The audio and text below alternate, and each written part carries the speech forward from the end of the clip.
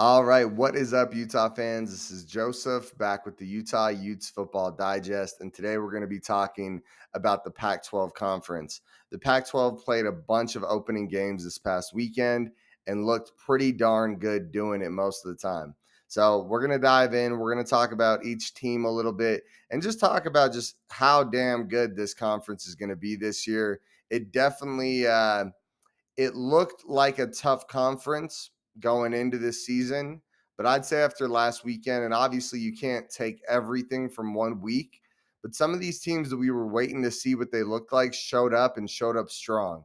So we're going to break it down what this conference looks like this year. Before we dive in, guys, please make sure you drop the video a like. That'll help get it out to more Utah fans. Also, comment down below, who do you guys think the toughest teams in the Pac 12 are? And also, who do you guys think the toughest quarterbacks in the Pac 12 are? Lots of good QBs.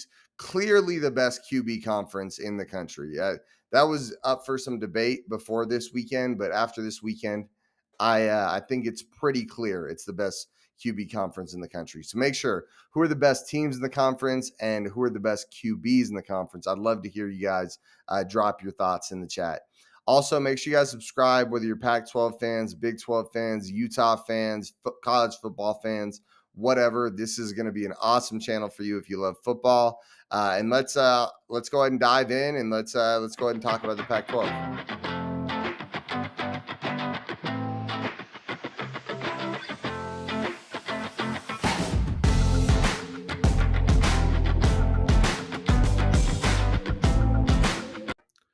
Now, the reason I want to break down the Pac 12 is because there's a ton of talent, right? That I really want us to take a look at this road.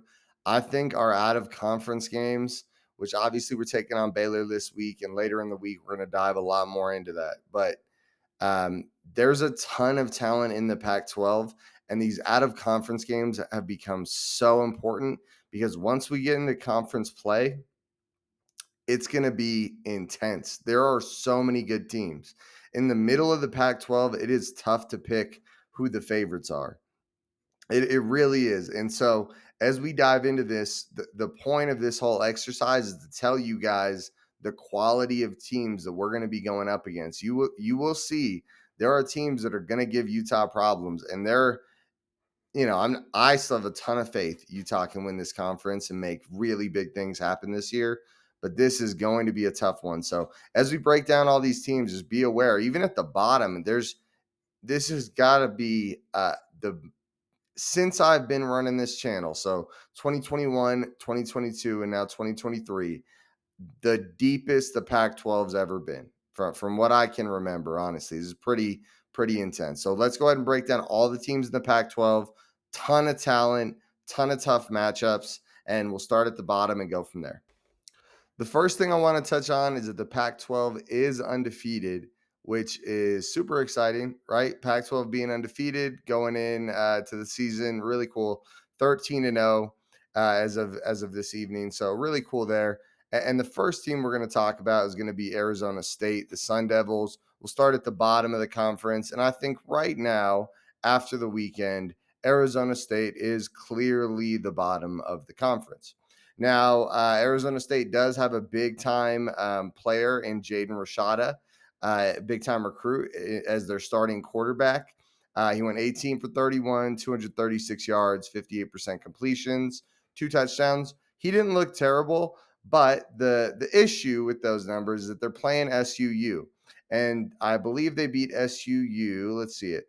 They beat SUU 24-21 in a nail biter victory where they barely came out with a win. And if you, as a guy that lives in Utah, SUU is a solid, D2 school, but they're not a team you should be getting even close to. Like, if anything, that game should have looked a lot more like Oregon against Portland State, which we'll touch on later. But that's Arizona State. They're going to be at the bottom of the conference for me, but they did win their first game coming out. The next school we're going to talk about is Stanford. So I have them at the second from last in the conference. Stanford had a game against Hawaii. They came out with the win, 37-24. Solid win, right? Not a lot bad to say there. I would say, though, Hawaii's not exactly a star-studded team. Definitely some hope, though. in Stanford. Looked pretty good. Again, it's against Hawaii, which is not exactly a great team, but quarterback Ashton Daniels, 25 for 36, 248 yards, nearly 70% completion percentage. They rushed 34 rushes for 158 yards, 4.6 yards per carry. And on top of all that, for their power rank, according to ESPN, they are just inside the top 70 at 69. So ESPN gives them a 23.9% chance to win 6 games. You know, Stanford, you have no idea until they play a good team, but they did not look terrible against Hawaii. Again, Hawaii is not exactly a star studded team. They're towards the bottom of D1 college football, but still solid performance by Stanford. All right, now we're going to be talking about UCLA. Now, UCLA is going to be my third from last team in the conference for the Pac-12. They, to be fair to them, they were one of the only teams that played like a real football team in Coastal Carolina. They came out with the win, 27-13. The reason I have UCLA so low is the quarterback play. Now, Dante Moore, huge prospect coming into UCLA, but he and Ethan Garbers, neither one of them gave me a lot of reason to feel super confident. Neither one was over 60% completions. Both of them had one or more interceptions. I think Dante Moore overall looked a little better, 196 QB rating, which is great. But there were some times during the game where he was really just not moving the offense super well, only threw for 143 yards. And he was in that game for quite a bit. So 7 for 12, 143 yards. And their running game is it's decent, right? 31 for 153 on 4.9 carries. You know, Coastal Carolina prides themselves in having a tough defense, a smash mouth defense. Um, Speaking of interceptions, former Utah player Clayton Isbell, shout out to him, was the person that got all three of those interceptions. So great work there. But on that note, that's UCLA. That's where I have them. Definitely looks like they're going to be experiencing some struggles, especially at the QB spot as we move forward in the year. All right, and the next team in the Pac-12 rankings is Washington State. Now, a lot of people probably hear that and think, well, what are you talking about? Washington State ran up the scoreboard against Colorado. Big time win for Washington State. Won the game 50-24, so awesome there. And Cam Ward went off 37 for 49, 451 yards, 75% completions, 3 TDs. The problem there is that he was sacked 3 times, which shows some flaws in the offensive line. But the really big problem, guys, is their running game. They went 37 carries for 90 yards. That is an abysmal 2.4 yards per carry. This is against Colorado State, one of the worst teams in college football. At least in the past couple years, they have been, and I would expect them to follow that up with a less than stellar performance this year. So as we start to creep towards the middle of the conference, yes, I think this is a little lower than some might expect for Washington State with that amazing passing game. But you're going to face teams, guys, whether it's in conference or out of conference or whatever, that you will not be able to just throw the ball all over on, right? Just like if you're a great running team, you'll be able, you're going to play teams that are going to be really tough to run against. So 2.4 yards a carry, that's a huge concern. They did get 3 rushing touchdowns, but still 2.4 yards a carry, that's rough. They're going to have to do better than that if they want to be competitive in the Pac-12. All right, and this is where I think things start to break off and we start to look at teams in a stronger light, right? This isn't the elite teams yet. Like, this isn't where I would say we're talking about only great teams, but these are like contender type teams where we're outside of the guys that have huge flaws in their game and stuff like that. We're talking about some pretty good teams. And coming in at number 5 is going to be Arizona, the Arizona Wildcats. Now, let me be clear. Arizona did play NAU, which is Northern Arizona University. So it's not a D1 team, but definitely worth looking at some impressive numbers here.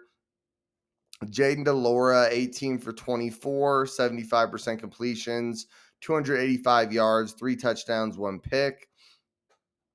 But the big time thing that impressed me with Arizona was the rushing attack. So they went 27 carries for 186 yards.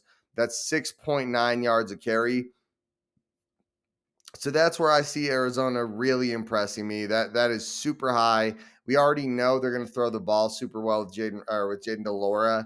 But if you're going to be able to run like that to complement his game, that's really, really exciting. And on top of that, the defense borderline pitched a shutout. I know it's NAU, but 38-3. That's pretty impressive. You didn't let them put up almost any points. So good luck there. I see Arizona being the first team in the contender series of teams. So good job, Arizona. Okay, and this is where the first shocker comes in, and that is going to be the Cal Golden Bears. I'm sure a lot of you guys have been sitting there wondering when their names will be mentioned. Cal Golden Bears looked awesome, and the reason I took their rankings and their numbers so seriously is they played North Texas. Now, North Texas is not a great football school, but this is a D1 team that they dominated 58-21. You can't take that lightly, right? This is a D1 college football team, or FBS, whatever you guys want to call it. Um, they looked awesome. Now, I'm going to touch on the positives first. So, against North Texas, which, like I said, guys, is a solid football team. They're not at the top of college football, but a solid football team. 56 carries, 357 yards for a 6.4 yard average and 6 rushing touchdowns. I went back and forth on this one, but that running game, guys, in a Pac 12 um, is going to be deadly. That's going to be a mean rushing attack against a lot of defenses that can be ran against. If you have some real physicality in the Pac 12, that's what Utah has been doing every year and just showing how dominant you can be with physicality. Now, the concerns do come with quarterback play. I do have some question marks there, right? Ben Finley, their starting QB, went 24 for 34.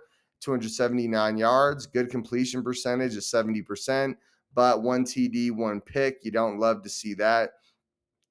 So is what it is there, but that running game is so nasty that it's hard not to address it. On top of that, defense looked pretty good, only let up 21 points. And you got to imagine that they were ahead by so much. You were playing bend, don't break most of the time there. So Cal looks like they're going to make a run in the Pac 12 this year. And believe it or not, compared to a lot of people, I'm actually low on Cal. ESPN has them as like one of the top 30 teams in the country. So pretty wild there. But that's Cal. All right, guys. And I'm sure a lot of people have been wondering where this next team is going to be coming in. And we are officially going into the top 6 now. So we've went over the bottom 6 teams, and now we are in the top 6. And that is going to start with Colorado. Now, Colorado was a team that I was expecting to talk about towards the bottom of this list if you asked me a few days ago.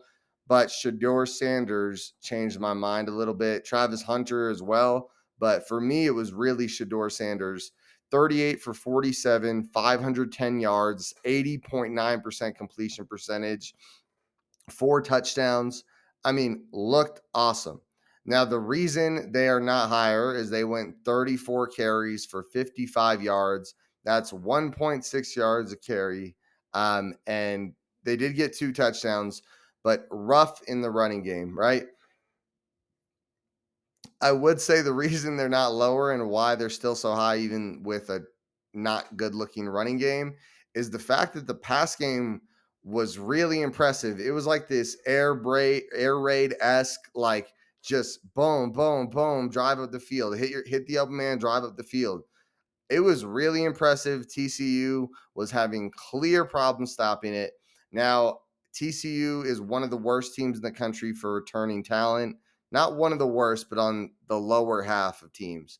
So it could just be TCU isn't super good this year. But the reason I had to make this judgment call was even if TCU is not good this year, it's still you got to give them credit. Like, even if TCU is not good this year, Shador Sanders and Travis Hunter still looked so damn good that I got to imagine they will be middle to up above average on the team, right? So that's how I feel. That's Colorado for you as we start the top half of the conference. Okay, now for the teams, the other team that's in that good tier, fifth from the top, it's going to be Oregon State. Oregon State just got done an hour or so ago playing San Jose, and they looked pretty darn good. And the cool thing is you have some sort of reference point because San Jose played USC, which is a really high-powered offense. So DJU lived up to a lot of the questions I had. Excuse me, 20 for 25, 239 yards, 3 touchdowns, and 20 for 25 is an 80% completion percentage. That's very good, and definitely he looked awesome, right? You got to be happy with what the guy did. They threw for 276. They ran for 197, and they only let up 17 points, which is less than what USC let up. To be fair, USC doesn't look like they have a very good defense, but I would say either way, they look like a good team and a team I don't see winning the conference. But if they just kind of click a little more than they are and take it up a notch, they're gonna be nasty. Also, running back Damian Martinez, 18 carries, 145 yards, 8.1 yards per carry, looked pretty dang awesome. So keep an eye on Oregon State. They could be one of the better teams in the conference this year. Okay, guys, and the next team we're going to look at is going to be Washington, the Washington Huskies. Now, Washington, great performance against Boise State, 56-19. Michael Penix Jr., 450 yards, 72.5 completion percentage, 5 touchdowns, only sacked one time. Looked awesome, right? I think the reason I don't have them higher, so this is fourth from the top, is just the fact that the run game, first off, 19 for 78, 4.1 yards a carry, 2 touchdowns. Not a great run game. That's not what they're going to rely on, but still, it's a factor. And the other thing was just it took them a while. This is Boise State. You expect Washington State to come out there and dominate. Like, as much as I have my critiques of USC, they came out and dominated against San Jose State, right? So if you're a Washington fan, the Pac-12 is so rough this year that you can't afford to come out so slow in too many more games. Now, you do have a ton of firepower to get back into games and a great receiving core, probably up there with anyone in the country, if not the best in the country. But still, it didn't quite do it for me to put them. I mean, we are in the elite tier now. I didn't say that yet, but we are talking about the four best teams in the Pac-12. So really, really good teams, but Washington is going to be the bottom of that group for me. So, all right, guys. And third, so the third team I have in the Pac-12, so that'll put two teams left, is USC. Now, I have felt like USC was the boogeyman that got the lights turned on ever since Utah beat them up in the conference championship game. And the reason for this, guys, is it is a very high-powered offense with a ton of talent. Do not get me wrong. It really is. But they have played San Jose State and UNR, which is actually where I went to my freshman year of college. So the University of Nevada, Reno. And those are the two teams they played. They let up 28 points against San Jose State and 14 points against Nevada, which is an average of 21 points per game. Now, 21 points per game, considering the two teams they've played, is bad. Like, that is not good. UNR in Nevada is really bad. Like, they are one of the worst football teams in college football. San Jose State isn't very good either. What's it called? Oregon State held them to 17 points. And that's with not a lot of returning starters in that Oregon State team. So I think this USC defense is going to give them some problems. On top of that, when you look at yards allowed, They're averaging 378 yards per game allowed. That's 52nd in the country. So that's only slightly above average when you've played just straight garbage so far. Like, you haven't played anyone good. You're putting up a ton of points. Don't get me wrong. Like, that offense looks as good as it has, but that defense looks probably worse than last year. So that's where I'm at. I don't see how it can happen with that bad of a defense. And that's really just how I feel. I don't think you need an amazing defense, but I think they're looking at another bad defense. And I think what's going to happen is if they, who does USC play? I just want to see the schedule real quick. Let's just look. Ooh, okay. This is actually kind of, intense. USC is going to play Stanford, then Arizona State, and then Colorado. And Colorado September 30th. Now, how Colorado looked with the way they were able to move the ball against TCU, that's going to be an awesome, exciting game, first off. But if USC's defense doesn't come correct, that's going to be a bad game for USC because that offense will move the ball. If you're giving up 378 yards to San Jose State and you're giving up 378 yards a game to San Jose State and Nevada, imagine what happens when Colorado comes into town. Oh, no, they're going to Colorado. You don't think that's a sold out game and your offense is going to have some struggles here and there? Come on, dude. Yes, that's USC, third in the conference, for my opinion. All right, guys. And now the second best team in the Pac 12. And we are going to be looking at Oregon. Now, Oregon played Portland State. You expect them to dominate, so you're not shocked, right? Bo Nix, 23 for 27, 85% completion percentage, 287 yards, 3 touchdowns. This is what got me here. 34 carries for 348 rushing yards, 10.2 yards a carry, 7 touchdowns. Like I said, they're playing Portland State. You don't expect a ton from Portland State. You expect to go out there and crush them. But when you go out and crush them, credit has to be given where credit is due. And Oregon looked freaking nasty, dude. They look like one of the best teams in college football. And they look like they're going to be a real problem. I'm very glad that we play Oregon at home this year. I still feel good we're going to beat them, but it's not going to be easy, dude. That's a heck of an Oregon team. If you don't come correct, it's going to be a rough game. And look at that rushing game, guys. How is USC going to stop that rushing game? I mean, that's going to be real tough. And if Bo Nix had to pass for more yards, he could have passed for a ton more yards. It was just, getting warmed up and, getting the wheels wet a little bit. So Oregon for me is the second best team in the Pac-12. All right, and as the number one team in the Pac-12, I've got the Utah Utes. You guys know I'm a homer. I got to put the Utes at the top, but I really do feel like the Utes are at the top. That's really my opinion. So the reason is the defense. Now, when we look at the best defenses in college football, Utah did give up a decent amount of yards. They're only 40th, 346 yards per game is what you see when you pull Utah up. But if you watch the game, that 346 yards was all bend, don't break defense against Graham Mertz when we were up by 2-3 touchdowns. And the reason I'm so sure, and on top of that, only 13 rushing yards for Florida. So Utah smacked them around. Utah clearly won that game. And what I love is we were able to do this against a talent-stacked Florida team. This Florida team is just drenched with 4 or 5-star type of talent. And Utah was able to just neuter their offense. And with this defense, it is one of the best defenses in college football. If you guys did not watch Utah play that game, you should go back and watch it.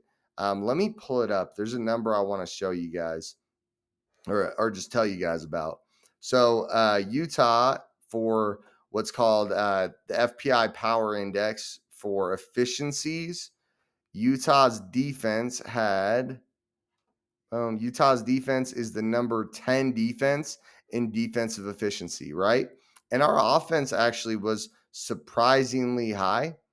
I think we were we're like number 35 in offensive efficiency. So that, I mean, don't forget that Florida Gators defense was pretty touted until that game. So a lot of people are acting like we just beat this crap team, and a week ago they were acting like we were going against a great team. So don't pay those people any mind. They're just Utah haters. So that's how I feel about that. I do think Florida's not as good as we thought they would be, but it's more just team chemistry. They need more reps. And Utah looked awesome. And that Florida team will have at least 6 wins by the end of the year against very tough competition. So don't let anyone tell you that that win is not worth anything. It is worth something. It's worth a lot. So that's my uh, power or Pac-12 overview right there. All right, guys, and that's the Pac-12. And the whole reason I did this video was just to say how important it is for Utah to win these out of conference games. Now, after last weekend, I think Baylor is much more beatable than I thought they were. I always thought they were beatable, but I thought it was going to be a tough challenge. After that game, I'll touch on it more when I do the breakdowns for Baylor versus Utah. I don't want to give too many spoilers away there, but obviously, Texas State didn't look terrible. Texas State looked like a pretty good team, so is what it is there. But winning Baylor, like if we can go 3-0 here, we beat Florida. If we can beat Baylor and then beat Weber State before we go into conference play, it'll be a big deal. This Pac-12 conference, like I mentioned earlier, is one of the deepest I've ever seen. This is a really tough crew, guys. It is. I'm telling you, from like number 7, number 6 on, it is some real contenders. It is. There's not a lot of bad teams, and even some of these guys outside of the top 6 or 7, like the top 9, are kind of like lose any week type of games. This is not going to be an easy year. So Utah really needs to make every game count if we want to get this done. Now, before we get out of here, guys, make sure you like the video. Also, comment down below, how do you have this looking? Where do you have Utah ranked? And also, where do you have the teams ranked? Where do you have the quarterbacks ranked? I'd love to hear it. I'm sure you guys have a ton of opinions after seeing Shedeur Sanders look so damn good last weekend. So I'd love to hear that. And also subscribe to the channel, guys. Pac-12 fans, Big 12 fans, whatever you are, Utah fans, whatever. Subscribe to the channel. I'd love to have you guys here. We have a ton of fun, and we talk a lot of football. So excited about that. Outside of that, I'm out of here. Go Utes.